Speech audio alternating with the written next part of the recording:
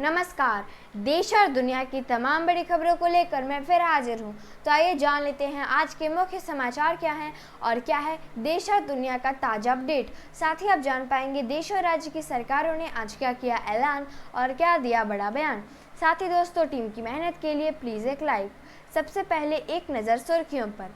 इसरो चांद के बाद सूरज पर बनाएगी निशान और सारी दुनिया में बनाएगी अपनी अलग पहचान। एक देश एक चुनाव के लिए देश हो रहा तैयार, समिति में कई जाने माने लोग शामिल। G20 शिखर सम्मेलन के लिए दिल्ली तैयार। G20 को लेकर दिल्ली में LG और आम आदमी पार्टी के नेता का बड़ा बयान। साइबर ठगों ने सुप्रीम कोर्ट को भी नहीं छोड़ा। अब खबरें विस्तार से। भारत ने चांद के ऊपर विजय प्राप्त तो कर ली और अब इसके बाद सूरज पर भी अपनी पहचान बनाने के लिए तैयार है।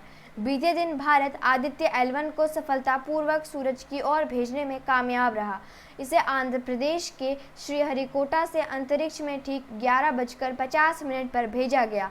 आपको बता दें कि आदित्य L1 सूर्य से दूर रहकर ही सूर्य के बारे में जानकारी जमा करेगा। यह आदित्य L1 सूर्य से निकलने वाली अलग अलग तरह की किरणों के बारे में समझने का प्रयास करेगा। साथ ही पृथ्वी के नज़दीकी मौसम के बारे में भी इससे जानकारी मिलेगी। देश में कई तरह के चुनाव होते हैं, जैसे पंचायत चुनाव, निकाय चुनाव, राज्यों के विधानसभा चुनाव और लोकसभा चुनाव। केंद्र की सरकार अब इन चुनावों को एक साथ कराने के लिए योजना बना रही है। इसके लिए समिति भी बनाई जा चुकी है और इसमें देश के कई जाने माने लोगों को शामिल किया गया है। केंद्र ने इस समिति के अध्यक्ष के रूप में पूर्व में राष्ट्रपति रह चुके रामनाथ कोविंद को चुना है। साथ ही इसमें गृह मंत्री अमित शाह, लोकसभा में सबसे बड़े विपक्षी दल कांग्रेस के नेता अधीर रंजन चौधरी, राज्यसभा में विपक्ष के नेता रह चुके गुलाम नबी आज़ाद और वित्त आयोग के पूर्व अध्यक्ष NK सिंह को भी शामिल किया गया है। हालांकि अभी अधीर रंजन चौधरी ने इस समिति का सदस्य बनने से इनकार कर दिया है। अब समय के साथ यह पता चलेगा कि समिति अपनी क्या सिफारिश करती है और इस पर किस हद तक अमल किया जाएगा। G20 शिखर सम्मेलन की सुरक्षा को ध्यान में रखते हुए दिल्ली पुलिस और केंद्रीय सुरक्षा एजेंसी लगी हुई है और इसे अंतिम रूप देने के लिए कर रही है तैयारी को ध्यान में रखते हुए सुरक्षा एजेंसी कई तरह की प्रैक्टिस भी कर रही है। आपको बता दें कि इस प्रैक्टिस में SPG, NSG, IB, CRPF, air force, CISF के अलावा भी कई एजेंसी शामिल हैं। सुप्रीम कोर्ट की फर्जी वेबसाइट बनाकर साइबर ठगों ने गोपनीय जानकारी जुटाई। ऐसी खबर आ रही है कि इस संबंध में सुप्रीम कोर्ट के द्वारा दिल्ली पुलिस की स्पेशल सेल में एक FIR भी दर्ज कराई गई है। अगले हफ्ते नई दिल्ली में G20 शिखर सम्मेलन का आयोजन होने वाला है।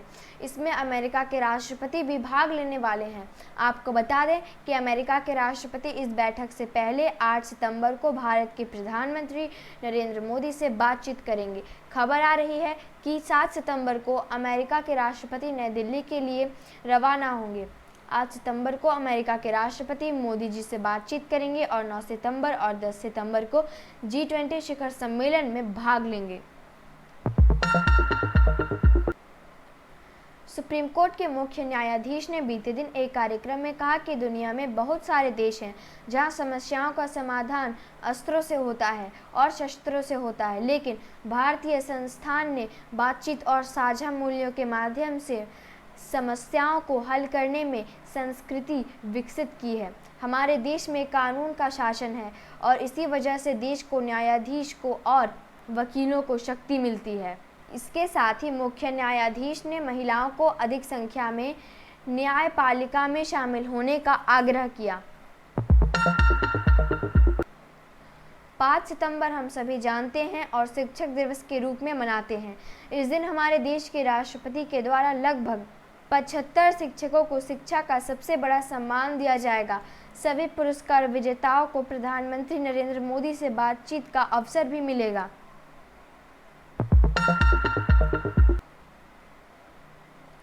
राहुल गांधी ने बीते दिन एक कार्यक्रम के दौरान कहा कि भाजपा झूठ और नफरत फैला रही है। हम झूठा वादा नहीं करते। गांधी ने आगे कहा कि उनका काम लोगों को बांटने का है, नफरत फैलाने का है, और हमारा काम नफरत के बाजार में मोहब्बत की दुकान खोलने का है। राहुल गांधी ने आगे कहा कि हम सब हिंदुस्तानी हैं, सबको साथ रहना है। यही कांग्रेस और हिंदुस्तान का डीएनए है। नफरत और हिंसा से देश आगे नहीं जा सकता। राजस्थान में मानवता के खिलाफ आचरण करने वाले लोगों की हुई गिरफ्तारी।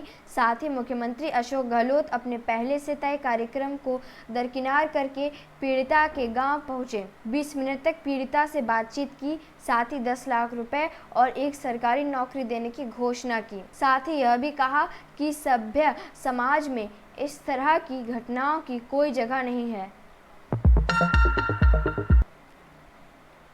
2 जून को उड़ीसा के बालासोर में भयंकर रेल दुर्घटना हुई थी और अब इस रेल दुर्घटना की जांच कर रही सीबीआई ने 3 रेल कर्मियों के विरुद्ध चार्जशीट को दाखिल किया है। दिल्ली के एलजी वीके सक्सेना ने कहा कि G20 शिखर सम्मेलन में भाग लेने के लिए दिल्ली के मुख्यमंत्री एक बार आए और मंत्री तो कभी नहीं आए। उन्होंने कहा कि दिल्ली को संवारने का श्रेय तो आम आदमी पार्टी की सरकार लेना चाह रही है, लेकिन एक सच यह भी है कि सीएम सम्मेलन से जुड़ी केवल एक बैठक में शामिल हुए। इस पर आम आदमी पार्टी की तरफ से बयान आया कि हमें कभी भी किसी बैठक में बुलाया ही नहीं गया। न्यूज़ अपडेट के लिए लाइक एंड सब्सक्राइब करना मत भूलिएगा।